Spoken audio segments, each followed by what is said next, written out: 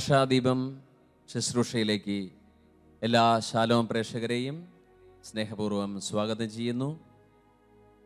പ്രിയമുള്ളവരെ, ഇന്ന് കർത്താവിൻ്റെ തിരുസന്നിധിയിൽ അവിടുത്തെ ആരാധിക്കുവാനും അവിടുത്തെ പരിശുദ്ധന്മാരോട് ചേർന്ന് അവിടുത്തെ മഹത്വപ്പെടുത്തുവാനും നമുക്ക് കിട്ടിയ ഈ നല്ല അവസരത്തിന് കർത്താവിന് നമുക്ക് നന്ദി കരയേറ്റാം. വിശുദ്ധ ബൈബിളിൽ പ്രവർത്തികളുടെ പുസ്തകത്തിൽ 4-ാമത്തെ അധ്യായത്തിൻ്റെ 12-ാം തിരുവെഴുത്തിൽ നാം ഇങ്ങനെ വായിക്കുന്നു: മറ്റൊരുവനിലും രക്ഷയില്ല. ആകാശത്തിന് കീഴെ മനുഷ്യരുടെ രക്ഷയ്ക്ക് വേണ്ടി നൽകപ്പെട്ടിരിക്കുന്നത് യേശുവെന്ന നാമം മാത്രം. പ്രിയമുള്ളവരെ, സ്വർഗം നമുക്ക് നൽകിയിരിക്കുന്ന പിതാവായ ദൈവം മനുഷ്യവർഗത്തിൻ്റെ രക്ഷയ്ക്കായി നൽകിയിരിക്കുന്ന യേശു എന്ന ആ അത്ഭുതകരമായ നാമത്തെ നമുക്ക് വിളിച്ചപേക്ഷിക്കുവാനും പ്രാർത്ഥിക്കുവാനും ക്രിസ്മസിൻ്റെ ഒരുക്ക ദിനങ്ങളിലൂടെ കടന്നു പോകുന്ന ഈ അവസരത്തിൽ കർത്താവിനെ നമ്മുടെ ഹൃദയത്തിൽ കൈക്കൊള്ളുവാൻ അവിടുന്ന് നൽകിയ ഈ നല്ല സമയത്തിന് നമുക്ക് അവിടത്തേക്ക് നന്ദി പറയാം. നമ്മുടെ ഹൃദയവും മനസ്സും പരിശുദ്ധനായ ദൈവത്തിൻ്റെ തിരുസന്നിധിയിലേക്ക് ഉയർത്തിക്കൊണ്ട് നമുക്ക് പാടുകയും ആരാധിക്കുകയും ചെയ്യാം. ഈ ഗാനത്തിൻ്റെ ഈരടിയിലൂടെ നമുക്ക് അവിടുത്തെ നാമത്തെ വിളിച്ച് മഹത്വപ്പെടുത്താം.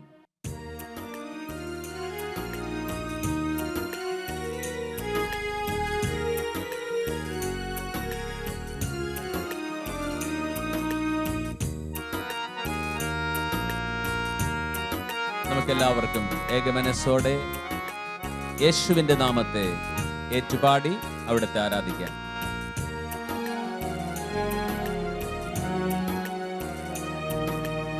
ആകാശത്തിൻ കീഴിൽ വേറൊരു നാമമില്ലല്ലോ, യേശുനാമമല്ലാതെ, യേശുനാമമല്ലാതെ.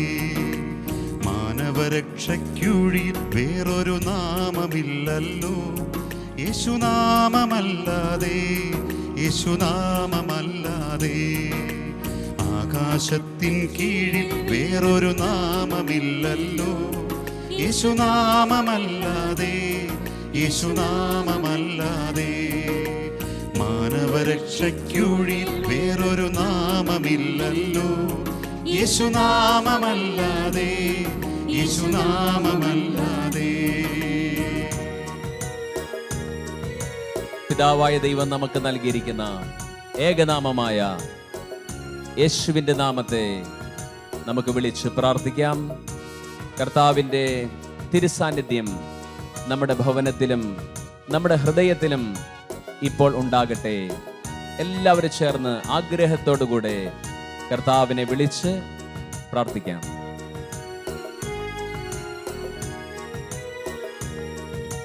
പറുദീസായിൽ ദൈവം തന്നൊരു രക്ഷാവാഗ്ദാനം യേശുനാഥനല്ലയോ. പ്രവാചകന്മാർ മുന്നേ ചൊന്നൊരു രക്ഷാ സന്ദേശം യേശുനാഥനല്ലയോ. പറുദീസായിൽ ദൈവം തന്നൊരു രക്ഷാവാഗ്ദാനം, പ്രവാചകന്മാർ മുന്നേ ചൊന്നൊരു രക്ഷാ സന്ദേശം യേശുനാഥനല്ലയോ, യേശുനാഥനല്ലയോ. ആകാശത്തിൻ കീഴിൽ വേറൊരു നാമമില്ലല്ലോ, യേശുനാമമല്ലാതെ, യേശുനാമമല്ലാതെ. മാനവരക്ഷയ്ക്കുഴിൽ വേറൊരു നാമമില്ലല്ലോ, യേശുനാമമല്ലാതെ, യേശുനാമമല്ലാതെ. സ്നേഹമുള്ളവരെ, നമ്മുടെ ജീവിതത്തിൽ രക്ഷയ്ക്കായി പലപ്പോഴും അലഞ്ഞ് അലഞ്ഞ് തളർന്നവരായിരിക്കാം നമ്മൾ. എന്നാൽ ദൈവം നൽകിയ ക്രിസ്തുവിനെ മാത്രം, അവിടുത്തെ മാത്രം നമ്മുടെ ഹൃദയത്തിലേക്ക് സ്വീകരിക്കാം. മറ്റൊരുവനിലും രക്ഷയില്ല, യേശുവിൽ മാത്രം. യേശുവിനെ മാത്രം നമ്മുടെ ഹൃദയത്തിൽ നമുക്ക് ഉൾക്കൊണ്ടുകൊണ്ട് അവിടുത്തെ ആരാധിച്ച് നമുക്ക് മഹത്വപ്പെടുത്താം. ദൈവം മാനവരക്ഷയ്ക്കായി തന്നൊരു നാമമേ യേശു എന്നൊരു നാമമേ. ഭൂലോകങ്ങൾ മുട്ടുമടക്കും ഉന്നത നാമമേ, യേശു എന്നൊരു നാമമേ.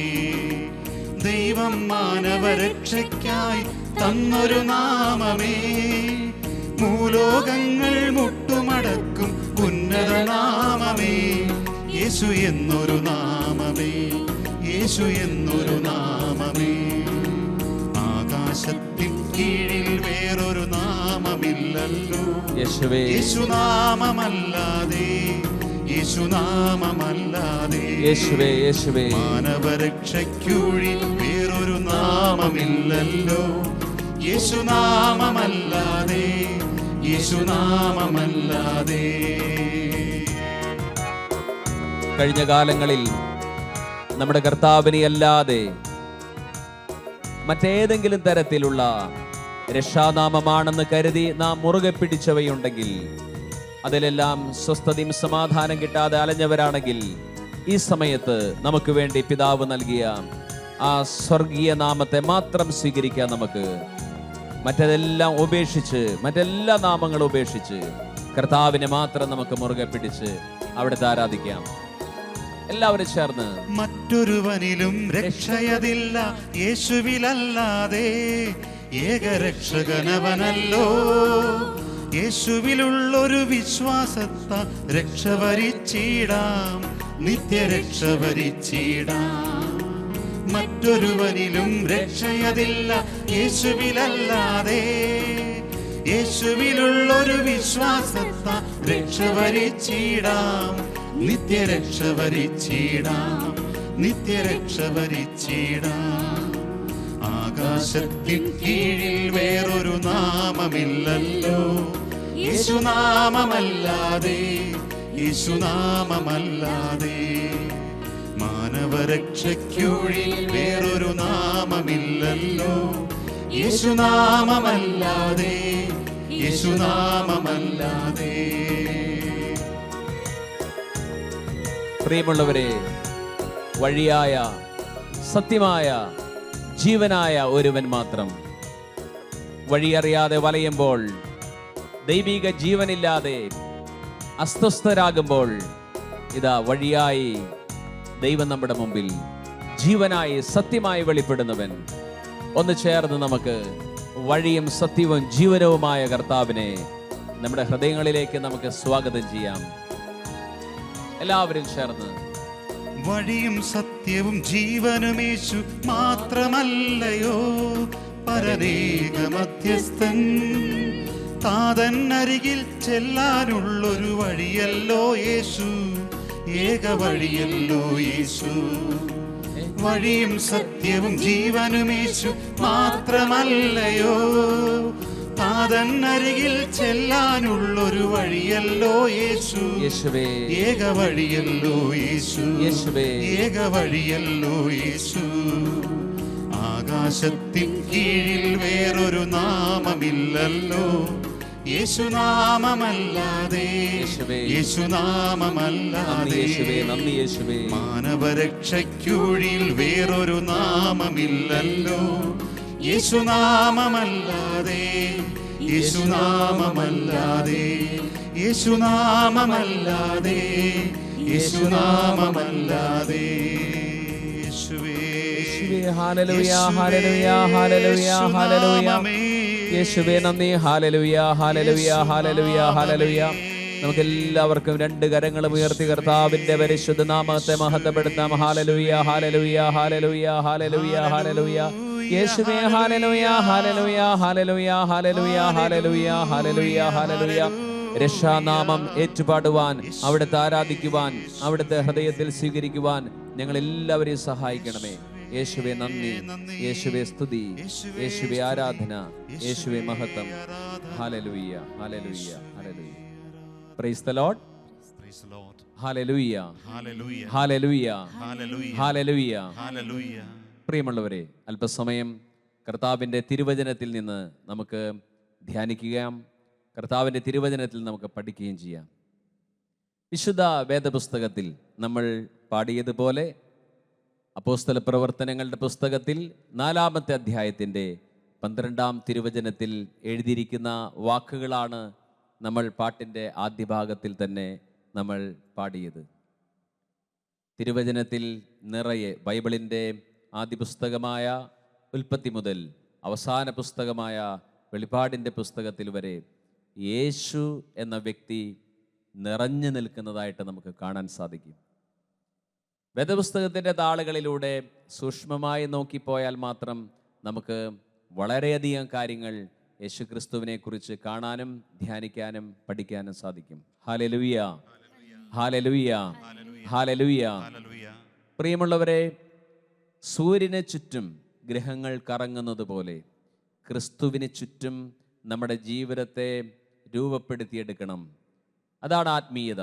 ആത്മീയത എന്ന് പറഞ്ഞാൽ ക്രിസ്തുവിനോടുള്ള ബന്ധത്തിൽ മുന്നേറലാണ് സ്പിരിച്വാലിറ്റി അഥവാ ആത്മീയത എന്ന് പറയുന്നത്. നമുക്ക് വേദപുസ്തകത്തിൻ്റെ ആരംഭ താളുകളിലേക്ക് തന്നെ പോകാം. ഉൽപ്പത്തിയുടെ പുസ്തകത്തിൽ 3-ാമത്തെ അധ്യായത്തിൻ്റെ 15-ാം തിരുവചനത്തിൽ നാം കാണുന്നു, രക്ഷകനെക്കുറിച്ചുള്ള ആദ്യത്തെ വാഗ്ദത്തമാണ് അവിടെ പറയുന്നത്. ഉൽപ്പത്തിയുടെ പുസ്തകത്തിൽ 3-ാമത്തെ അധ്യായത്തിൻ്റെ 15-ാം തിരുവചനത്തിൽ തന്നെ കർത്താവ് പറഞ്ഞു, നീയും സ്ത്രീയും തമ്മിലും നിന്റെ സന്തതിയും സ്ത്രീയുടെ സന്തതിയും തമ്മിൽ ഞാൻ ശത്രുത ഉളവാക്കും, അവൻ നിന്റെ തല തകർക്കും. രക്ഷകനെ വാഗ്ദാനം ചെയ്യുന്നത് വേദപുസ്തകത്തിൽ ആദ്യം കാണുന്ന ബൈബിളിലെ ആദ്യത്തെ പ്രവചനമാണത്. ഉൽപ്പത്തിയുടെ പുസ്തകം 3-15 വാക്യം, ബൈബിളിലെ ആദ്യത്തെ പ്രവചനം, ക്രിസ്തുവിനെ രക്ഷകനായി ഈ ഭൂമിയിലേക്ക് നൽകുന്ന ആദ്യത്തെ പ്രവചനം ഉൽപ്പത്തി 3:15. തുടർന്ന് അങ്ങോട്ട് ബൈബിളിലേക്ക് നമ്മൾ മുന്നോട്ട് പോകുമ്പോൾ വളരെയധികം കാര്യങ്ങൾ നമുക്ക് കാണാൻ സാധിക്കും. യെശയ്യായുടെ പ്രവചനത്തിലേക്ക് വരുമ്പോൾ 7-ാമത്തെ അധ്യായത്തിൻ്റെ 14-ാം തിരുവചനത്തിൽ നാം വായിക്കുന്നു, കന്യക ഗർഭം ധരിച്ച് ഒരു പുത്രനെ പ്രസവിക്കും. യെശയ്യാ 7:14.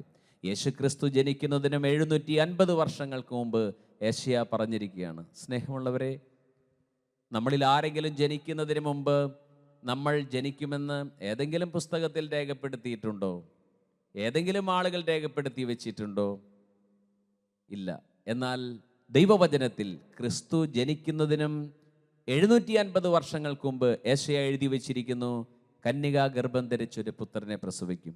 അതിനും എത്രയോ കാലം മുമ്പാണ് ഉൽപ്പത്തിയുടെ പുസ്തകം 3:15 പറയുന്നത്, രക്ഷകനാണ് പിശാചിൻ്റെ തല തകർക്കാനായിട്ട് വരുന്നത്. ആ രക്ഷകൻ ക്രിസ്തുവാണെന്ന് നമുക്കിന്നറിയാം. വീണ്ടും മുന്നോട്ട് നാം യാത്ര തിരിക്കുമ്പോൾ വേദപുസ്തകം നമ്മെ പഠിപ്പിക്കുന്നു, മിക്ക എന്ന് പറയുന്ന പ്രവചനത്തിൽ 5-2 വാക്യത്തിൽ പറയുന്നു, ക്രിസ്തു എവിടെയാണ് ജനിക്കുക എന്ന് പറയുന്നു. നമ്മൾ ആരെങ്കിലും ജനിക്കുന്നതിന് മുമ്പ് ഇന്ന സ്ഥലത്ത് ജനിക്കുമെന്ന് എഴുതി വെച്ചിട്ടുണ്ടോ?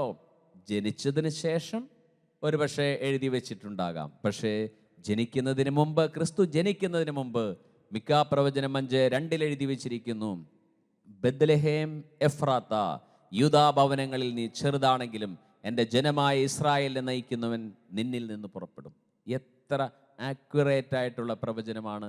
ബെത്ലഹേമിൽ ക്രിസ്തു ജനിക്കും എന്നുള്ളത് കൃത്യമായിട്ട് എഴുതി വെച്ചിരിക്കുന്നു. യേശുക്രിസ്തുവിൻ്റെ ജനനത്തെക്കുറിച്ച്, യേശുക്രിസ്തുവിൻ്റെ മരണത്തെക്കുറിച്ച്, യേശുവിൻ്റെ പുനരുദ്ധാനത്തെക്കുറിച്ച് ഇത്ര സ്പഷ്ടമായിട്ട് എഴുതിയിരിക്കുന്ന ഏത് മതഗ്രന്ഥം നമുക്ക് കാണിച്ചു തരാൻ സാധിക്കും?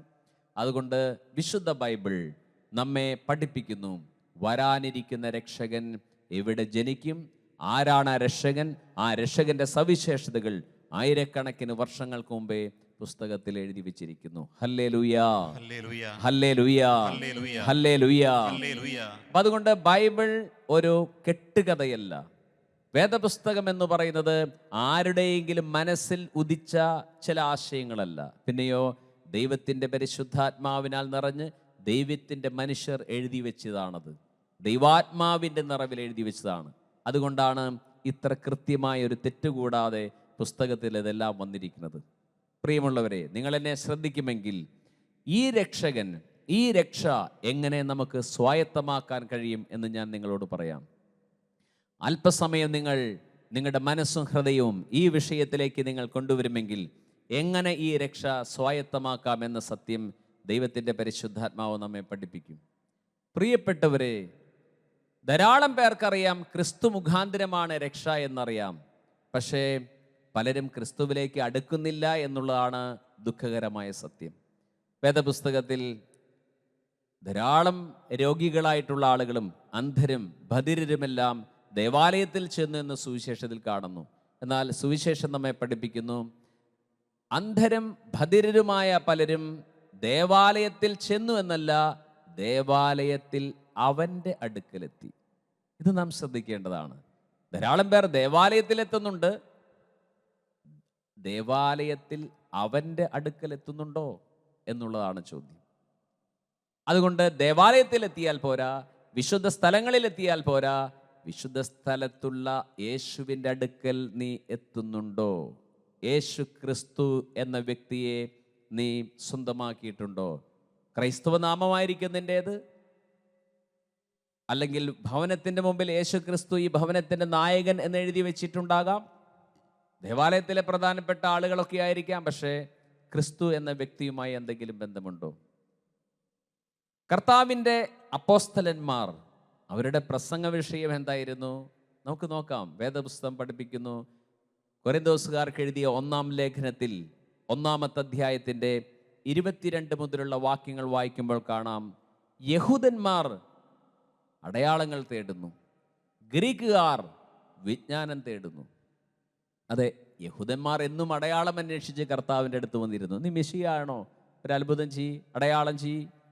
ഗ്രീക്കുകാർ, ഗ്രീക്ക് തത്വജ്ഞാനികൾ, സോക്രട്ടീസ്, പ്ലേറ്റോ, അരിസ്റ്റോട്ടിൽ, ഇവർക്കൊക്കെ തത്വജ്ഞാനമാണ് ആവശ്യമായിരുന്നത്, അല്ലെങ്കിൽ തത്വജ്ഞാനികളായിരുന്നു അവർ. നല്ല കാര്യം. അപ്പോൾ ഗ്രീക്കുകാർ താത്വികമായ വിഷയങ്ങളെക്കുറിച്ച് വിചിന്തനം ചെയ്യുമ്പോൾ യഹൂദന്മാർ അടയാളം അന്വേഷിക്കുന്നു. എന്നാൽ അപ്പോസ്തലനായ പൗലോസ് എന്ത് പറയുന്നു? യഹൂദർ അടയാളം അന്വേഷിക്കുന്നു, ഗ്രീക്കുകാർ വിജ്ഞാനം തേടുന്നു. ഞങ്ങളാകട്ടെ യഹൂദർക്കും വിജാതിയർക്കുമൊക്കെ ബോക്ഷത്വമായ ക്രൂശിക്കപ്പെട്ട ക്രിസ്തുവിനെ പ്രസംഗിക്കുന്നു. അപ്പോസ്തലന്മാരുടെ പ്രസംഗ വിഷയം എന്തായിരുന്നു?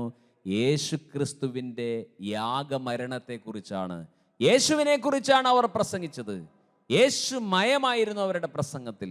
ജീവിതം മുഴുവനും യേശു ക്രിസ്തുവുമായി ബന്ധപ്പെട്ടിട്ടായിരുന്നു അവരുടെ ജീവിതവും പ്രസംഗവും എല്ലാം. കാലങ്ങൾ ഇങ്ങോട്ട് പോയി, ഇപ്പോൾ 2021 അവസാനം നിൽക്കുമ്പോൾ എവിടെ നിൽക്കുന്നു എന്ന് വിചിന്തനം ചെയ്യുന്നത് നല്ലതായിരിക്കും. സ്നേഹമുള്ളവരെ, ക്രിസ്തു എന്ത് ചെയ്തു എന്നുള്ളത് മനസ്സിലാക്കണം. മാനവകുലത്തിന് വേണ്ടി യേശു ക്രിസ്തു ഈ ഭൂമിയിൽ ജനിച്ച് ജീവിച്ച് അത്ഭുതങ്ങളും അടയാളങ്ങളൊക്കെ ചെയ്ത് സാധാരണ ഒരു മനുഷ്യനെ പോലെ മരിച്ചു പോയിരുന്നെങ്കിൽ നമുക്ക് ആത്മരക്ഷ കിട്ടുമായിരുന്നു. അന്നത്തെ ആളുകൾക്ക് 5 അപ്പം 5000 പേർക്ക് വേണ്ടി വർദ്ധിപ്പിച്ചും, തളർവാദ രോഗിയെ സുഖപ്പെടുത്തിയും, കുഷ്ഠരോഗിക്ക് സൗഖ്യം നൽകിയും മാത്രം കർത്താവ് ജീവിച്ച് സാധാരണ ഒരു മനുഷ്യനെ പോലെ മരിച്ചു പോയിരുന്നെങ്കിൽ ആർക്കും രക്ഷ സ്വായത്തമാക്കാൻ കഴിയുമായിരുന്നില്ല. മാനവകുലത്തിന് രക്ഷ പ്രദാനം ചെയ്യുവാൻ യേശു ക്രിസ്തു കാൽവരിയിൽ യാഗമാകേണ്ടി വന്നു. ഇത് നമ്മൾ ശ്രദ്ധിക്കേണ്ട ഒരു വിഷയമാണ്. യേശു ക്രിസ്തുവിൻ്റെ യാഗമരണം, അവൻ്റെ ക്രൂശിലെ യാഗമാണ് ലോകത്തിലെ ഏറ്റവും വലിയ അത്ഭുതം. മനുഷ്യനെ രക്ഷിച്ച അത്ഭുതം അവിടെയാണ്, കാൽവരി മരണമാണ്. ധാരാളം പേർ ചിന്തിക്കുന്നു കാൽവരി മരണത്തിൽ യേശു ക്രിസ്തു പരാജിതനാവുകയാണ് ചെയ്തത്. സ്വന്തം അമ്മയുടെ മുമ്പിൽ പോലും ഉടുതുണിക്ക് മറതുണിയില്ലാതെ അപ്പോസ്തലന്മാരാൽ കൈവിട്ട്, എല്ലാവരാലും കൈവിട്ട്, എന്തിനു പറയുന്നു, പിതാവ് പോലും കൈവിട്ടു എന്ന് പറയുന്ന ഒരു അവസ്ഥ അവിടെ നമുക്ക് കാണാൻ സാധിക്കും. എല്ലാവരും കൈവിടപ്പെട്ട അവസ്ഥ നമ്മുടെ രക്ഷയ്ക്ക് വേണ്ടിയിട്ടായിരുന്നു. ഇതായിരുന്നു അപ്പോസ്തലന്മാരുടെ പ്രസംഗം. അതുകൊണ്ട് സ്നേഹമുള്ളവരെ ശ്രദ്ധിക്കണം, ഈ കാൽവരിയിലെ യാഗം നടക്കാതിരിക്കാനുള്ള എല്ലാ പ്രവർത്തനങ്ങളും പിശാച് ചെയ്തിരുന്നു. നിങ്ങൾ എന്നെ ശ്രദ്ധിക്കുമെങ്കിൽ ഞാൻ പറയാമത്. യേശുക്രിസ്തു ജനിച്ച അവസരത്തിൽ യേശുക്രിസ്തുവിനെ വധിക്കാൻ ശ്രമിച്ചു ഹെരോദോസ് രാജാവ്.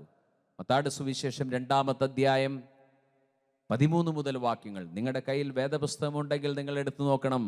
മത്തായിയുടെ സുവിശേഷം 2-ാമത്തെ അധ്യായത്തിൻ്റെ 13 മുതലുള്ള വാക്യങ്ങളിൽ നമ്മൾ കാണും. അവിടെ എന്താണ് കാണുന്നത്? അവിടെ ഹെരോദോസ് രാജാവ് യേശുക്രിസ്തുവിനെ വധിക്കുവാൻ വേണ്ടി പരിശ്രമിക്കുന്ന ഒരു ഭാഗം അവിടെ നമുക്ക് കാണാം. ജ്ഞാനികൾ ഹെരോദോസിനെ പറ്റിച്ചു എന്ന് മനസ്സിലായി. ജ്ഞാനികൾക്ക് ദൈവം വേറെ വഴി പറഞ്ഞു കൊടുത്തു. നിങ്ങൾ ഇതുവരെ വന്ന വഴിയിലൂടെ, ഉണ്ണിയെ കാണാൻ വന്ന വഴിയിലൂടെയല്ല നിങ്ങൾ പോകേണ്ടത്, മറ്റൊരു വഴിയിലൂടെയാണ് പോകേണ്ടതെന്ന് മനസ്സിലായി. അതുകൊണ്ട് അവർ പോയി ജ്ഞാനികൾ കബളിപ്പിച്ചു എന്ന് മനസ്സിലായപ്പോൾ ഹെരോദോസ് രാജാവ് അന്വേഷിച്ചു. അദ്ദേഹം എല്ലാ ആൺകുട്ടികളെയും 2 വയസ്സിന് താഴെയുള്ള എല്ലാ ആൺകുട്ടികളെയും ആളയച്ച് വധിച്ചു. മത്തായിയുടെ സുവിശേഷം 2:13 മുതൽ ആ പാരഗ്രാഫ് മുഴുവൻ വായിച്ച് അതിൻ്റെ അവസാനമാകുമ്പോൾ നമുക്ക് വ്യക്തമായി കാണാൻ പറ്റും. പക്ഷെ യേശുക്രിസ്തുവിനെ വധിക്കാൻ സാധിച്ചില്ല. നമ്മൾ മനസ്സിലാക്കണം, ക്രിസ്തു ഈ ഭൂമിയിൽ അവതരിച്ചു. അവൻ്റെ കുരിശുമരണം ഇവിടെ നടക്കരുത്. ഹെരോദസിലൂടെ പരിശുദ്ധാത്മാവല്ലല്ലോ പ്രവർത്തിച്ചത്. മനുഷ്യരെ കൊല്ലുന്നത് ആത്മാവിൻ്റെ പ്രവൃത്തിയല്ലല്ലോ, ദുഷ്ടാരൂപിയുടെ പ്രവർത്തനമാണല്ലോ. അപ്പോൾ അതുകൊണ്ട് യേശുവിനെ കൊല്ലാൻ ഹെരോദോസ് പരിശ്രമിച്ചു. പക്ഷേ ദൈവത്തിൻ്റെ പുത്രനെ ദൈവം കാത്തു. ചേർന്ന് പറയാമോ? Hallelujah, hallelujah, hallelujah. ദൈവത്തിന്റെ പുത്രനെ വധിക്കാൻ പിശാച് ശ്രമിച്ചു ഹെരോദോസിലൂടെ. എന്തുകൊണ്ട്? എൻ്റെയും നിങ്ങളുടെയും രക്ഷ നടക്കാൻ പാടില്ല, അവൻ്റെ യാഗമരണം നടക്കാൻ പാടില്ല. അതിനു മുമ്പേ വധിക്കാൻ ശ്രമിച്ചു. ചിന്തിക്കണം പ്രിയപ്പെട്ടവരെ. തുടർന്ന് മുന്നോട്ട് വേദപുസ്തകത്തിന്റെ താളുകളിലൂടെ കടന്നുപോയി നോക്കൂ. മത്തായിയുടെ സുവിശേഷം 4-ാമത്തെ അധ്യായം, ഇപ്പൊ 2-ാമത്തെ അധ്യായത്തിലെ കഥയാണ് ഞാൻ പറഞ്ഞത്. 4-ാമത്തെ അധ്യായത്തിലെത്തിയപ്പോൾ ചിത്രം മാറുകയാണ്. ദൈവത്തിൻ്റെ ആത്മാവ് തന്നെ യേശുവിനെ നയിക്കുന്നു. എവിടേക്ക്? മരുഭൂമിയിലെ പരീക്ഷയിലേക്ക്. 3 തരത്തിലുള്ള പരീക്ഷണം അവിടെ ഉണ്ടായിരുന്നു. ഒന്ന് നമുക്കറിയാവുന്നതാണ്, കല്ലുകൾ അപ്പമാകാൻ കൽപ്പിച്ചു. യേശുവിനോട് പറഞ്ഞു, നീ ഒന്ന് ചെയ്തേ ദൈവപുത്രനാണെങ്കിൽ. കർത്താവ് അതിന് കീഴ്പ്പെട്ടില്ല. ദേവാലയത്തിൻ്റെ മുകളിൽ നിന്ന് താഴേക്ക് ചാടാൻ പറഞ്ഞു. പിന്നെയോ മലമുകളിൽ കൊണ്ടുപോയി എല്ലാം കാണിച്ചു കൊടുത്തു. നീ ദൈവത്തിൻ്റെ പുത്രനാണെങ്കിൽ സാഷ്ടാംഗം ഇതെല്ലാം നിനക്ക് തരാം, നീ എന്നെ സാഷ്ടാംഗം പ്രണമിച്ച് ആരാധിച്ചാൽ മതി എന്ന് പറഞ്ഞു. പക്ഷെ അവിടെ ഒന്ന് ശ്രദ്ധിക്കണേ ഒരു കാര്യം. നമ്മുടെ കർത്താവിനോട് പറഞ്ഞു, ദേവാലയത്തിൻ്റെ മുകളിൽ നിന്ന് താഴേക്ക് ചാടിക്കോ, മാലാഖമാർ നിന്നെ കൈകളിൽ താങ്ങിക്കൊള്ളും എന്ന് എഴുതി വെച്ചിട്ടുണ്ട്. ശരിയാണ്. 91-ാം സങ്കീർത്തനം നമുക്ക് മനപ്പാടല്ലേ? 91-ാം സങ്കീർത്തനം. മാലാഖമാർ താങ്ങിക്കൊള്ളും, ചാടിക്കോളാൻ പറഞ്ഞു. എന്താ ഉദ്ദേശം എന്നറിയാമോ? ദേവാലയത്തിൻ്റെ മുകളിൽ നിന്ന് ക്രിസ്തു ചാടിയാൽ മരിച്ചു പോവും. അപ്പം എന്ത് നടക്കില്ല? കുരിശുമരണം നടക്കില്ല. കുരിശുമരണം നടന്നില്ലെങ്കിൽ മനുഷ്യൻ്റെ കാര്യം തീരുമാനമായി. അതുകൊണ്ട് യേശുക്രിസ്തു ഈ ലോകത്തിൽ വന്നിട്ടും പിശാച് വിട്ടില്ല.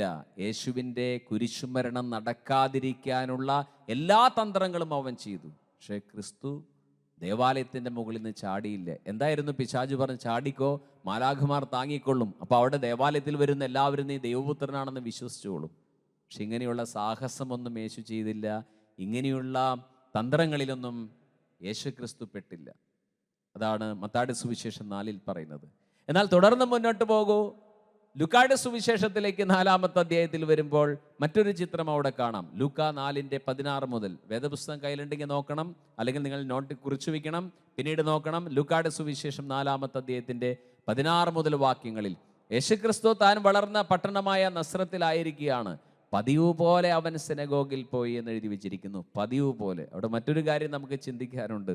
ധാരാളം ആളുകൾ പറയാറുണ്ട്, യേശുക്രിസ്തുവിൻ്റെ 12 വയസ്സ് മുതൽ 30 വയസ്സ് വരെ ദേവാലയത്തിൽ വേദപുസ്തകത്തിൽ കാണാനില്ല. അതുകൊണ്ട് നമ്മുടെ നാട്ടിലൊക്കെ വന്ന് അദ്ദേഹം ഹഠയോഗയൊക്കെ അഭ്യസിച്ചതുകൊണ്ടാണ് കടലിന് മീതെ നടക്കുന്നതൊക്കെ പറയാറുണ്ട്. ഈ വചനം ഒന്ന് ശ്രദ്ധിച്ചേ. ഈ ലൂക്കായുടെ സുവിശേഷം 4:16 മുതൽ വാക്യങ്ങളിൽ അവൻ പതിവായി സിനഗോഗിൽ വന്നു. അങ്ങനെ പതിവായി സിനഗോഗിൽ ജെറുസലേമിൽ പോയിക്കൊണ്ടിരിക്കുന്ന ആൾ എങ്ങനെയാണ് നമ്മുടെ നാട്ടിലേക്ക് വരുന്നത്? ചുമ്മാ അബദ്ധം പറയുന്നതാണ്. ആ ഒരൊറ്റ വാക്യം കൊണ്ട് ഇങ്ങനെയുള്ള ഉപദേശങ്ങളൊക്കെ, വ്യാജ പ്രചരണങ്ങളൊക്കെ ദൈവവചനത്തിൻ്റെ മൂർച്ചയുള്ള വാള് കൊണ്ട് മുറിച്ചു കളയാവുന്നേ ഉള്ളൂ. ഞാൻ പറഞ്ഞു വരുന്നത്, അവിടെ താഴേക്ക് വായിക്കുമ്പോൾ സിനഗോഗിൽ, യഹൂദരുടെ പ്രാർത്ഥനാലയമാണ് സിനഗോഗ്. സിനഗോഗിൽ യാഗാർപ്പണമില്ല, പ്രാർത്ഥനയാണ്. സങ്കീർത്തനങ്ങൾ അവർ ചൊല്ലും, ദൈവവചനം അവിടെ പ്രസംഗിക്കും. അങ്ങനെ അവിടെ സിനഗോഗിൽ സുവിശേഷം പ്രസംഗിക്കുകയാണ് കർത്താവ്. യേശയ്യായുടെ പ്രവചനമെടുത്ത് അതിൽ തന്നെക്കുറിച്ച് തന്നെ എഴുതിയ വാക്കുകൾ കർത്താവ് വിവരിച്ചു.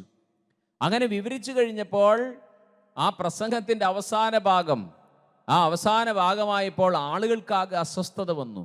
യേശുവിനെ എല്ലാവരും അവിടെ നിന്ന് തള്ളി അവരുടെ ഗ്രാമത്തിൽ നിന്ന് തള്ളിക്കൊണ്ടുപോയി ഒരു മലയുടെ മുകളിൽ നിന്ന് താഴേക്ക് തള്ളിയിട്ട് കൊല്ലാൻ ശ്രമിച്ചു എന്ന് പുസ്തകത്തിൽ എഴുതി വെച്ചിട്ടുണ്ട്. ഞാൻ പലപ്പോഴും ചിന്തിച്ചിട്ടുണ്ട്, ഒരു പ്രസംഗം കഴിഞ്ഞപ്പോൾ എന്തുകൊണ്ട് യേശുവിനെ കൊല്ലാൻ ശ്രമിച്ചു? നിങ്ങൾ ബൈബിളിൽ വായിച്ചു നോക്കണം. അവർക്ക് ആകെ അവരുടെ മനസ്സിൽ കുത്തുകൊണ്ട അനുഭവം ഉണ്ടായി. എന്താണ് യേശു പ്രസംഗിച്ചതെന്ന് വായിച്ചു നോക്കണം. കർത്താവ് 2 വാക്കുകൾ പറഞ്ഞത് അവർക്ക് ഇഷ്ടപ്പെട്ടില്ല. എന്താണ് പറഞ്ഞത്? കർത്താവ് പറഞ്ഞു, ഒന്ന്, നാമാനില്ലേ, സിറിയാക്കാരനായ നാമാൻ, രാജാക്കന്മാരുടെ 2-ാം പുസ്തകം 5-ൽ പറയുന്ന നാമാന്റെ കഥയാ പറഞ്ഞ. സിറിയ ഈ ഇസ്രായേലിന് വടക്ക് വശത്തുള്ള രാജ്യമാണ് സിറിയ, അല്ലെങ്കിൽ ആരാം രാജ്യം എന്ന് പറയും. അവിടുത്തെ ഒരു സൈന്യാധിപനാണ് നാമാൻ. കുഷ്ഠരോഗിയായിരുന്നു, ശരീരം മുഴുവൻ കുഷ്ഠമാണ്. അദ്ദേഹം അവിടെ നിന്ന് മറ്റൊരു രാജ്യത്തു നിന്ന് വന്ന് ഇസ്രായേലിലെ പ്രവാചകനെ പോയി കണ്ട് പ്രവാചകൻ അദ്ദേഹത്തെ സുഖപ്പെടുത്തി ദൈവനാമത്തിൽ. അങ്ങനെ വിജാതീയനായ ആ മനുഷ്യൻ മറ്റൊരു രാജ്യത്ത് ഇവിടെ വന്ന് ഇസ്രായേൽ നാട്ടിൽ വെച്ച് സൗഖ്യപ്പെട്ടു. കർത്താവ് പറഞ്ഞു, ഇസ്രായേലിൽ അനേകം കുഷ്ഠരോഗികൾ ഉണ്ടായിരുന്നു, നാമാനല്ലാതെ, സിറിയക്കാരനായ നാമാനല്ലാതെ ആര് സുഖപ്പെട്ടില്ലെന്ന് പറഞ്ഞു. ഈ പറഞ്ഞതിൻ്റെ അർത്ഥം മനസ്സിലായോ? നിനക്കൊന്നും സൗഖ്യം കിട്ടില്ല എന്നാണ് പറഞ്ഞത്. യഹൂദാ, നിന്റെ കാര്യം നീ ദൈവത്തിലേക്ക് തിരിയാതെ നിനക്ക് സൗഖ്യം കിട്ടില്ല, വിജാതിന് അനുഗ്രഹം കിട്ടിയെന്ന് പറഞ്ഞു. അതാണ് അവർക്ക് ഇഷ്ടപ്പെടാതിരുന്നത്. പിന്നെ കർത്താവ് പറഞ്ഞു, സറേഫാത്തിലെ വിധവയുടെ കാര്യം പറഞ്ഞു. ഇസ്രായേലിൽ അനേകം വിധവകളുണ്ടായിരുന്നു, എന്നാൽ ദൈവം പ്രവാചകനയച്ചത് സറേഫാത്തിലെ വിധവയുടെ അടുക്കലേക്കാണ്, അവളും അനുഗ്രഹിക്കപ്പെട്ടു എന്ന് പറഞ്ഞു. എന്ന് പറഞ്ഞാൽ ഇസ്രായേലിലെ വിധവകൾ അനുഗ്രഹിക്കപ്പെട്ടില്ല, കാരണം രക്ഷകനെ തള്ളിക്കളഞ്ഞു എന്ന് പറഞ്ഞപ്പോൾ അവർക്ക് ഇഷ്ടപ്പെട്ടില്ല. അവരെ യേശു ക്രിസ്തുവിനെ അവിടെ നിന്ന് തള്ളി ഒരു മലയുടെ മുകളിൽ നിന്ന് താഴേക്കിട്ട് കൊല്ലാൻ ശ്രമിച്ചു. ആ കൊല്ലാൻ ശ്രമിക്കുന്നത് പരിശുദ്ധാത്മാവിൻ്റെ പ്രവൃത്തിയാണോ പ്രിയപ്പെട്ടവരെ? മോശയുടെ കൽപ്പനയിൽ തന്നെ പറയുന്നുണ്ട്, 5-ാമത്തെ കൽപ്പനയാണ് കൊല്ലരുതെന്ന്. അപ്പോൾ ആ കൊല്ലാൻ ശ്രമിച്ചതും ആര് തന്നെയാണ്? പിശാചിൻ്റെ ശ്രമമാണ്. എന്തിന്? മനുഷ്യന് രക്ഷ കിട്ടരുത്, യേശുക്രിസ്തുവിൻ്റെ കുരിശുമരണം നടക്കരുത്. യേശുക്രിസ്തുവിൻ്റെ കാൽവരി മരണത്തിലൂടെ മാത്രമേ മാനവകുലത്തിന് രക്ഷയുള്ളൂ. മാനവകുലത്തിന് ആത്മരക്ഷ പ്രാപിക്കാൻ ദൈവം ഉണ്ടാക്കിയ ഒരേ ഒരു പദ്ധതി യേശുവിൻ്റെ യാഗമരണം. അതാണെന്ന് പാട്ടുപാടിയ പ്രിയപ്പെട്ടവർ നമുക്ക് പാടിത്തന്നത്. ആകാശത്തിന് കീഴെ മനുഷ്യരുടെ രക്ഷയ്ക്ക് വേണ്ടി മറ്റൊരു നാമവുമില്ല, അത് യേശു ക്രിസ്തുവിന്റെ നാമം മാത്രം. ചേർന്ന് പറയാമോ? Hallelujah, hallelujah, hallelujah, hallelujah. പ്രിയമുള്ളവരെ, വേദപുസ്തകത്തിൽ വീണ്ടും നമ്മൾ മുന്നോട്ട് യാത്ര ചെയ്യുമ്പോൾ ഇങ്ങനെയുള്ള അതിശയകരമായ കാര്യങ്ങൾ നമുക്ക് കാണാൻ പറ്റും.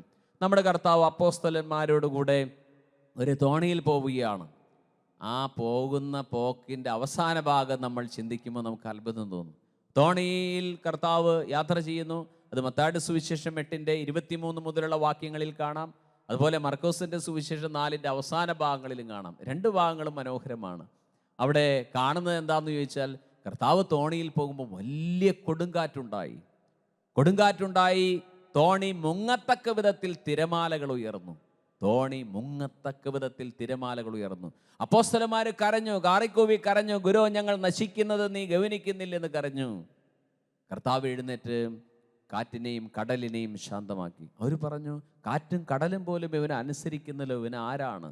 സത്യത്തിൽ കൊടുങ്കാറ്റുണ്ടായി ആ വഞ്ചി മുക്കി അതിലുള്ളവരെ മുഴുവൻ കൊല്ലാനുള്ള പരിപാടിയായിരുന്നു. കാരണം തൊട്ടടുത്ത ആ ശാന്തത വന്നതിന് ശേഷം അവർ അടുക്കുന്ന തീരത്ത് ഗനേസരത്ത് തടാകത്തിൽ ഗനേസരത്ത് അവിടേക്കാണ് വരുന്നത്. ഗദറ എന്ന് പറയുന്ന ദേശത്തേക്കാണ്. ഗദറ അല്ലെങ്കിൽ ഗരേസേനരുടെ നാട് എന്നാണ് അത് പറയുന്നത്.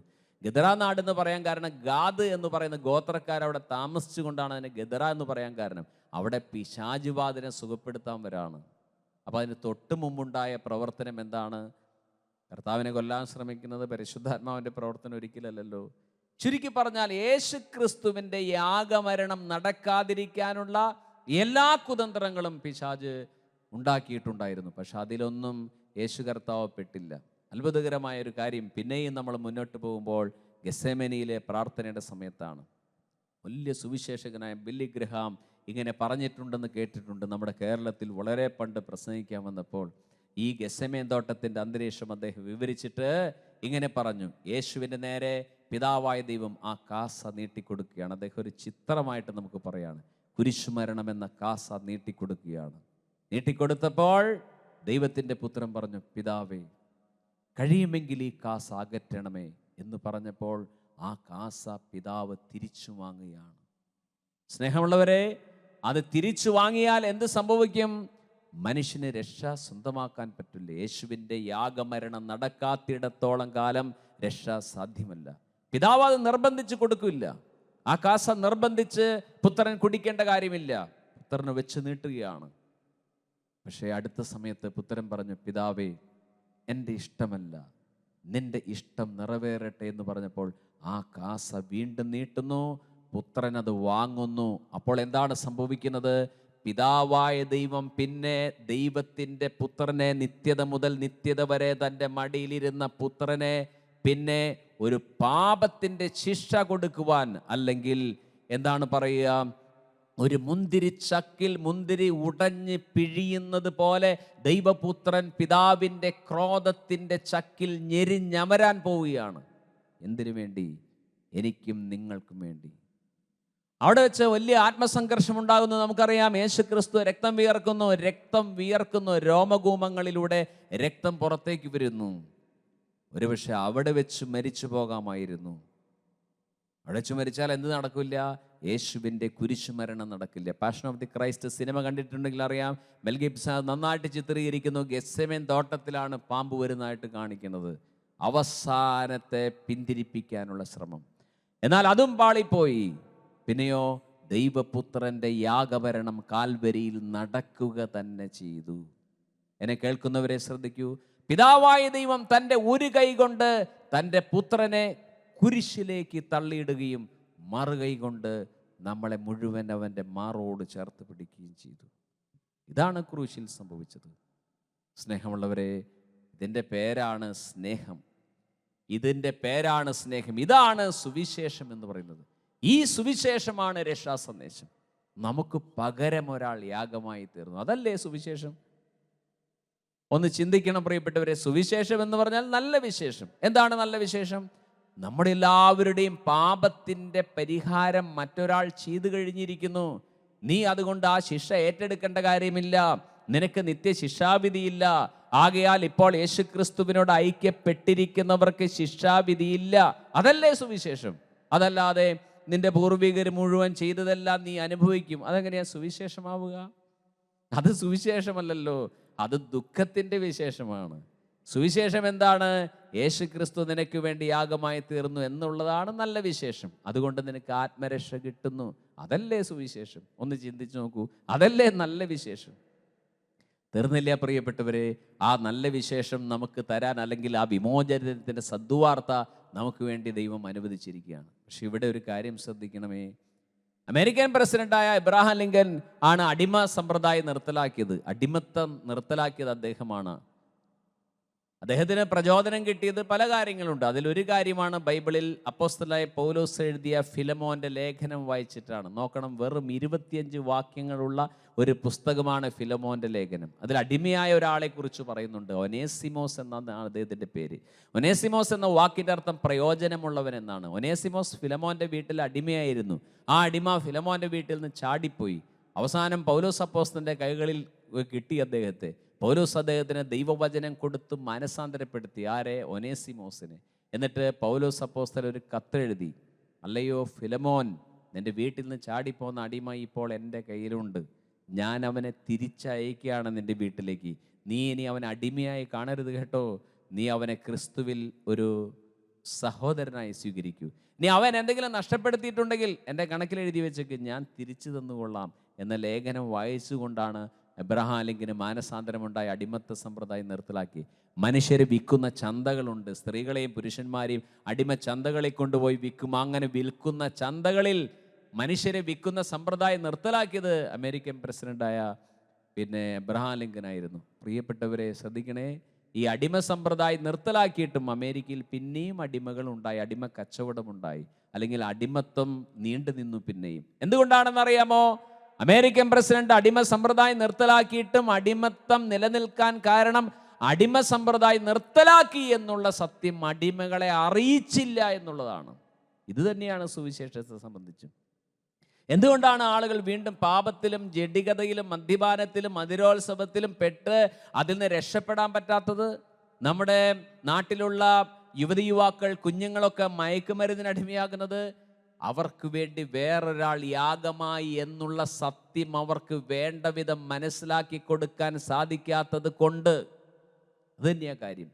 യേശുക്രിസ്തു കാൽവരിയിൽ നമുക്ക് വേണ്ടി യാഗമായി എന്നും ആ യാഗമരണത്തിലൂടെ മനുഷ്യന് പാപമോചനമുണ്ടെന്നും അവന് ആന്തരിക സ്വാതന്ത്ര്യം പ്രാപിക്കാമെന്നുള്ള സത്യം വേണ്ടും വിധം മനുഷ്യർക്ക് മനസ്സിലാക്കി കൊടുക്കാത്തത് കൊണ്ട് ആളുകൾ വീണ്ടും പാപത്തിൻ്റെ ചെളിയിൽ താണു പോകുന്നു. അതുകൊണ്ട് എനിക്കും നിങ്ങൾക്കും ദൗത്യമുണ്ട് ഈ മഹനീയമായ സത്യം ഉച്ചൈസ്ഥിരം പ്രഘോഷിക്കാൻ. ഇതാണ് നമ്മുടെ ദൗത്യം. പൗലോസ് അപ്പോസ്തലൻ പറയുന്നില്ലേ, ഞാൻ സുവിശേഷം പ്രസംഗിക്കുന്നില്ലെങ്കിൽ എനിക്ക് ദുരിതം, പ്രസംഗിക്കുന്നെങ്കിലോ അതെൻ്റെ കടമയാണ്. വിശുദ്ധ ഫ്രാൻസിസ് അസീസി പറയുന്നു, എല്ലായ്പ്പോഴും സുവിശേഷം പ്രസംഗിക്കുക, ആവശ്യമെങ്കിൽ മാത്രം വാക്കുകൾ ഉപയോഗിക്കുക. ഒന്നുകൂടെ, എല്ലായ്പ്പോഴും സുവിശേഷം പ്രസംഗിക്കുക, എല്ലാ സമയത്തും സുവിശേഷം പ്രസംഗിക്കുക, ആവശ്യമെങ്കിൽ മാത്രം വാക്കുകൾ ഉപയോഗിക്കുക. അതല്പം ബുദ്ധിമുട്ടാണല്ലേ ആ സുവിശേഷം. അത് വാക്കുകൊണ്ട് മാത്രമല്ല, ജീവിതം കൊണ്ട് കാണിക്കുന്നൊരു സുവിശേഷമാണ്. യേശുവിൻ്റെ യാഗമരണം ഇപ്പോൾ നടന്നതായിട്ട് ഞാൻ പറഞ്ഞു, അല്ലെങ്കിൽ അത് വേദപുസ്തകത്തിലെ ചിത്രങ്ങളിലൂടെ ഞാൻ കാണിച്ചു. ഇന്ന് പിശാചിൻ്റെ തന്ത്രം എന്താണെന്നറിയാമോ? ഈ യാഗമരണത്തിൽ ഈ ക്രിസ്തു കേന്ദ്രീകൃതമാകാൻ മാത്രം ആളുകൾ നോക്കുന്നില്ല, ബാക്കി എല്ലാ കാര്യങ്ങളും ആളുകൾ ചെയ്യും, യേശുവിലേക്ക് വരില്ല. അതാണ് മറ്റൊരു തന്ത്രം. ഇപ്പോൾ പിശാചിൻ്റെ തന്ത്രം എന്താ? ഏതായാലും കുരിശുമരണം നടന്നു, കുരിശുമരണത്തിൻ്റെ സത്യം ആളുകൾ ശരിയായിട്ട് മനസ്സിലാക്കിയാൽ അവരെ രക്ഷകനും നാഥനുമായിട്ട് ആത്മാക്കൾ രക്ഷപ്പെടുന്നു. ചെകുത്താന് നന്നായിട്ട് അറിയാം, ഈ പ്രധാനപ്പെട്ട ആശയത്തിലേക്ക് മാത്രം ആളുകളെ കൊണ്ടുവരില്ല, ബാക്കി എല്ലാ കാര്യങ്ങളും ആളുകൾ ചെയ്യൂട്ടോ. എല്ലാ തരത്തിലുള്ള രീതികളുമുണ്ട്, പക്ഷേ യേശുവിലേക്ക് വരത്തില്ല. ബൈബിൾ നോക്കൂ, വേദപുസ്തകം നോക്കൂ, എല്ലാവരുടെ വീട്ടിലില്ലേ, വായിക്കോ, അല്പസമയം എങ്ങാനും വായിച്ചു. ദൈവവചനത്തിലേക്ക്, ദൈവവചനത്തിൽ മറച്ചു വെച്ചിരിക്കുന്ന നിത്യസത്യങ്ങളിലേക്ക് ആളുകളുടെ ശ്രദ്ധ, അതിലേക്ക് ആളുകൾ വരുന്നില്ല. ഇതാണ് പിശാചിൻ്റെ മറ്റൊരു തന്ത്രം. പ്രധാനപ്പെട്ട ആശയങ്ങളിലേക്ക് വരാതെ അപ്രധാനമായ കാര്യങ്ങളിൽ ആളുകൾ തങ്ങി നിൽക്കുകയും പ്രധാനപ്പെട്ട കാര്യങ്ങൾ മറക്കുകയും ചെയ്യുന്നു, അല്ലെങ്കിൽ അതിലേക്ക് ശ്രദ്ധിക്കുന്നില്ല. വലിയ യുദ്ധം നടക്കുന്ന അവസരത്തിൽ ഒരു കഥ വായിച്ചു. വലിയ യുദ്ധം നടക്കുന്ന അവസരത്തിൽ പിന്നെ ഒരു ബിഷപ്പ് തിരുമേനി ആളുകളെയൊക്കെ കാറിൽ കയറ്റി രക്ഷപ്പെടുത്താണ്. എല്ലാവരും കാറിൽ കയറി രക്ഷപ്പെടാൻ ശ്രമിക്കും. തിരുമേനിയുടെ കാറിൽ എല്ലാവരെയും കൊണ്ടുപോവുകയാണ്. പക്ഷെ ഒരു അമ്മൂമ്മ മാത്രം കാറിൽ കയറുന്നില്ല. അമ്മച്ചിയോട് പറഞ്ഞു, അമ്മച്ചി എന്തോ സൂക്ഷിച്ച് നോക്കി നടക്കുകയാണ്, അമ്മച്ചി കാറിൽ കയറുമോ, പെട്ടെന്ന് പോകാം. അമ്മച്ചി എന്ത് ചെയ്താൽ കാറിൽ കയറില്ലേ, എന്താണ് കാര്യം? അമ്മച്ചി എന്തോ നോക്കി നടക്കുകയാണ്. തിരുമേനി ചോദിച്ചു, എന്താ നോക്കി നടക്കുന്നത്? ഞാൻ എൻ്റെ വെപ്പ് പല്ല് നോക്കി നടക്കുക എന്ന് പറഞ്ഞു. പല്ല് നോക്കി നടക്കുകയാണ്. അപ്പോൾ തിരുമേനി പറഞ്ഞു, അതിന് കേക്കല്ല പ്ലെയിനിൽ നിന്ന് വീണുകൊണ്ടിരിക്കുന്നത്, ഇപ്പോൾ ബോംബാണ് വീണ്ടുകൊണ്ടിരിക്കുന്നത്. അപ്രധാനമായ കാര്യങ്ങൾ അന്വേഷിച്ച് നടക്കുക. ഇപ്പോൾ ആ കാറിൽ കയറി അമ്മച്ചിക്ക് രക്ഷപ്പെട്ട പോരെ, അതല്ല നോക്കുന്നത് എന്താണ്?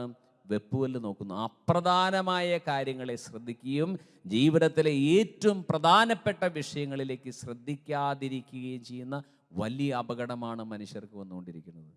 എന്നെ കേൾക്കുന്ന പ്രിയപ്പെട്ടവരെ, യേശു ക്രിസ്തുവിൻ്റെ യാഗമരണം നടന്നു കഴിഞ്ഞു. യേശു കുരിശിൽ മരിക്കുമ്പോൾ അവൻ പറഞ്ഞു 7 മൊഴികൾ. അതിലൊരു വാക്കാണ് എല്ലാം പൂർത്തിയായിരിക്കുന്നു. It is finished. എന്ത് പൂർത്തിയായി? നമ്മുടെ രക്ഷയ്ക്ക് വേണ്ടിയിട്ടുള്ളതെല്ലാം കർത്താവ് കാൽവരിയിൽ ചെയ്തിരിക്കുന്നു. ഈ സത്യം മനസ്സിലാക്കാനാണ് ദൈവം പറയുന്നത്. പക്ഷേ അമേരിക്കൻ പ്രസിഡന്റിൻ്റെ കാര്യം പറഞ്ഞതുപോലെയായി. ഇപ്പോൾ അദ്ദേഹം പിന്നെ അടിമ സമ്പ്രദായം നിർത്തലാക്കിയിട്ടും അതിലേക്ക് ആ വിഷയം ആളുകൾ വേണ്ട വിധം മനസ്സിലാക്കാത്തതുപോലെ ധാരാളം ക്രൈസ്തവർ ഈ സത്യം മനസ്സിലാക്കുന്നില്ല, പ്രധാനപ്പെട്ട ആശയങ്ങളിലേക്ക് വരുന്നില്ല. ഇനി ഈ പ്രധാനപ്പെട്ട ആശയങ്ങളിലേക്ക് വന്ന ആളുകൾക്ക് എന്തു പറ്റുന്നു? അതുകൂടിയാണ് നമ്മൾ മനസ്സിലാക്കണം. പ്രധാനപ്പെട്ട ആശയം മനസ്സിലായി പലർക്കും. യേശുക്രിസ്തു മുഖാന്തരമുള്ള രക്ഷയെക്കുറിച്ച് പലർക്കും മനസ്സിലായവരെ പിശാചി ചതിക്കുന്നത് എങ്ങനെയാണെന്നോ? എബ്രായ ലേഖനം 12-ാമത്തെ അധ്യായത്തിൽ നാം വായിക്കും, ദൈവകൃപ നഷ്ടപ്പെടാതിരിക്കാൻ സൂക്ഷിച്ചുകൊള്ളുവിൻ. ദൈവകൃപ പല ആളുകളും നഷ്ടപ്പെടുത്തി കളയുകയാണ്. യുദാസ് നഷ്ടപ്പെടുത്തി 30 വെള്ളിക്കാശിന് വേണ്ടി. പൗലോസിൻ്റെ കൂടെ നടന്ന ദേമാസ് നഷ്ടപ്പെടുത്തി ലോക സുഖമോഹങ്ങൾക്ക് വേണ്ടി. ഇങ്ങനെ പഴയ നിയമത്തിലും പുതിയ നിയമത്തിലും ധാരാളം ആളുകൾ ദൈവകൃപ നഷ്ടപ്പെടുത്തിയിട്ടുണ്ട്. അബ്രാഹാമിനോട് കൂടെ നടന്ന ലോത്ത് കുറേ നല്ല സ്ഥലം കണ്ടപ്പോൾ ദൈവത്തെ നഷ്ടപ്പെടുത്തി. ഇങ്ങനെ ധാരാളം പേര്. സ്നേഹമുള്ളവരെ, നമുക്ക് കിട്ടിയ ദൈവകൃപ, നമുക്ക് കിട്ടിയ ദിവ്യാനുഗ്രഹം നഷ്ടപ്പെടുത്താതെ അതിനെ മുറുകെ പിടിക്കാനുള്ള ഒരു ആരാധനയും ഒരു ആഗ്രഹവും ഒരു പ്രാർത്ഥനയും കർത്താവിൻ്റെ മുമ്പിൽ നമുക്ക് അർപ്പിക്കണം. കഴിഞ്ഞ നാളുകളിൽ എന്തെങ്കിലും വീഴ്ചകളും കുറവുകളും പറ്റിയിട്ടുണ്ടെങ്കിൽ നമുക്കതിന് തിരുമുമ്പിൽ മാപ്പ് ചോദിക്കാം, മാപ്പ് ചോദിച്ച് പ്രാർത്ഥിക്കാം. നമുക്ക് അതിനുവേണ്ടി ഒരുങ്ങാം. ഒരു നിമിഷം പ്രാർത്ഥിക്കാം. കർത്താവേ, അനുഗ്രഹീതമായ ഈ നല്ല സമയത്തിന് നന്ദി പറയുന്നു. ഞങ്ങൾക്കായി യാഗമായി തീർന്ന യേശു ക്രിസ്തുവിനെ വിശ്വാസപൂർവം സ്വീകരിക്കുവാൻ, വചനത്തിലൂടെ ഞങ്ങൾക്ക് സ്വീകരിക്കുവാൻ, വിശുദ്ധ കുർബാനയിലുമൊക്കെ ഞങ്ങൾക്ക് ആഴത്തിലുള്ള ഭക്തിയോടെ പങ്കെടുക്കുവാൻ, ഈ വരുന്ന ഈ ക്രിസ്മസിൻ്റെ ദിനങ്ങളൊക്കെ ഞങ്ങൾക്ക് ഏറ്റവും ഹൃദ്യമായ രീതിയിൽ കർത്താവിനെ ഉൾക്കൊണ്ടുകൊണ്ട് ജീവിക്കുവാൻ ഞങ്ങളെ സഹായിക്കണമേ. നമുക്ക് ഈ സമയത്ത് ഒരു ഗാനം ആലപിച്ച് കർത്താവിനെ ആരാധിച്ച് നമുക്ക് നമ്മുടെ ഹൃദയങ്ങളിലേക്കും നമ്മുടെ ജീവിതങ്ങളിലേക്കും കർത്താവിനെ നമുക്ക് സ്വീകരിക്കാം.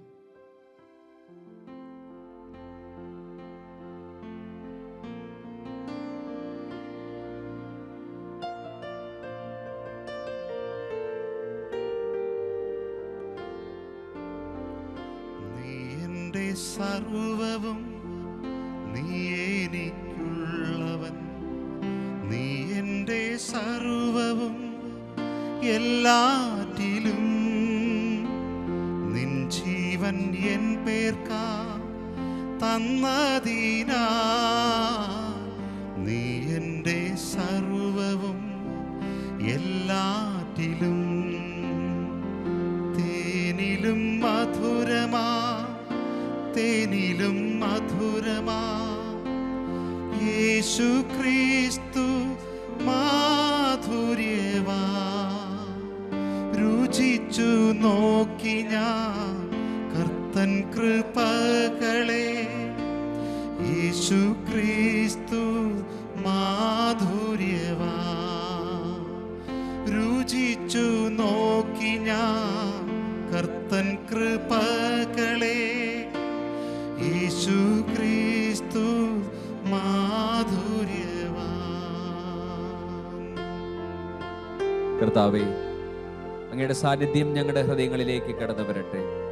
ഞങ്ങൾക്ക് വേണ്ടി യാഗമായി തീർന്നവനെ, കാൽവരിയിൽ ഒരു കശാപ്പ് ശാലയിലെ മൃഗത്തെ പോലെ കീറി മുറിക്കപ്പെട്ടവനെ, ഉള്ളങ്കാല് മുതൽ ഉച്ചവരെ മുറിവേറ്റവനെ, ഞങ്ങളുടെ ജീവിതങ്ങളെ കർത്താവിൻ്റെ തിരുഹൃദയത്തിൽ ഞങ്ങൾ സമർപ്പണം ചെയ്യുന്നു. കർത്താവേ, ഞങ്ങളെ നിന്റെ മുറിവിലെ രക്തം കൊണ്ട് കഴുകി പരിപൂർണമായിട്ടും ശുദ്ധീകരിക്കണമേ. യേശു ഉള്ള ക്രിസ്ത്യാനികളായി ജീവിക്കുവാൻ, യേശു ഉള്ള യഥാർത്ഥ ക്രൈസ്തവരായി ജീവിക്കുവാൻ, ക്രിസ്തുവിൻ്റെ ചൈതന്യം നിറഞ്ഞവരായി ജീവിക്കുവാൻ അടിയങ്ങളെ സഹായിക്കണമേ. മധുരമായ നിന്റെ തിരുവചനം ഉള്ളിൽ സ്വീകരിച്ച് ജീവിക്കുവാൻ ഞങ്ങളെ സഹായിക്കണമേ. ഗാനത്തിൻ്റെ ഇരടിയിലൂടെ പാടി പ്രാർത്ഥിക്കുക. നീ എൻ്റെ വൈദ്യനും, നീ എൻ്റെ സൗഖ്യവും, നീ എൻ്റെ ശക്തിയും, എന്നേശുവേ. ക്രൂശിലെനിക്കായി യാഗമായി നിന്നടിപ്പീണരാൽ സൗഖ്യം നൽകി. തേനിലും മധുരമാ, തേനിലും മധുരമാ യേശു ക്രിസ്തു മാധുര്യവാ. രുചിച്ചു നോക്കി ഞാൻ കർത്തൻ കൃപകളെ, യേശു ക്രിസ്തു മാധുര്യവാ. തേനിലും മധുരമാ, തേനിലും മധുരമാ യേശു ക്രിസ്തു മാധുര്യവാ. രുചിച്ചു നോക്കി ഞാൻ കർത്തൻ കൃപകളെ, യേശു ക്രിസ്തു മാധുര്യവാ. യേശുവേ നന്ദി. Hallelujah, hallelujah, hallelujah, hallelujah, hallelujah. സ്നേഹമുള്ളവരെ, ഹൃദയവും കരങ്ങളും കർത്താവിന്റെ തിരുമുമ്പിലേക്ക് ഉയർത്തി ഒന്ന് സ്തുതിച്ച് മഹത്വപ്പെടുത്താം. Hallelujah, hallelujah, hallelujah, hallelujah, hallelujah, hallelujah, hallelujah, hallelujah. യേശുവേ നന്ദി. Hallelujah, hallelujah, hallelujah.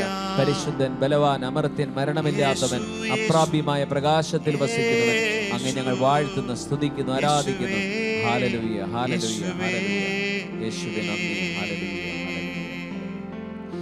ആരാധനാസ്തുതി പാടിയിടും യേശുവേ. യേശുവേ നന്ദി. ആരാധനാസ്തുതി എൻ ദൈവമേ. ആരാധനാസ്തുതി പാടിയിടുന്നേ. മാലാഖമാരോട് ചേർന്ന് നാളും നിൻ മുൻപിൽ ഹല്ലേലൂയ, ഹല്ലേലൂയ. താഴ്മയോടെ പ്രിയമുള്ളവരെ, ഈ ക്രിസ്മസിൻ്റേതായിട്ടുള്ള എല്ലാ അനുഗ്രഹങ്ങളും അതുപോലെ തന്നെ കർത്താവിൻ്റേതായിട്ടുള്ള ക്രൂശിൽ മരിച്ച കർത്താവിൻ്റെ കൃപയും ഈ വരാനിരിക്കുന്ന പുതുവത്സരത്തിൻ്റെയും ക്രിസ്മസിൻ്റെയും എല്ലാ മംഗളങ്ങളും എല്ലാവർക്കും നേർന്നുകൊണ്ട് നിർത്തുന്നു. ദൈവം അനുഗ്രഹിക്കട്ടെ.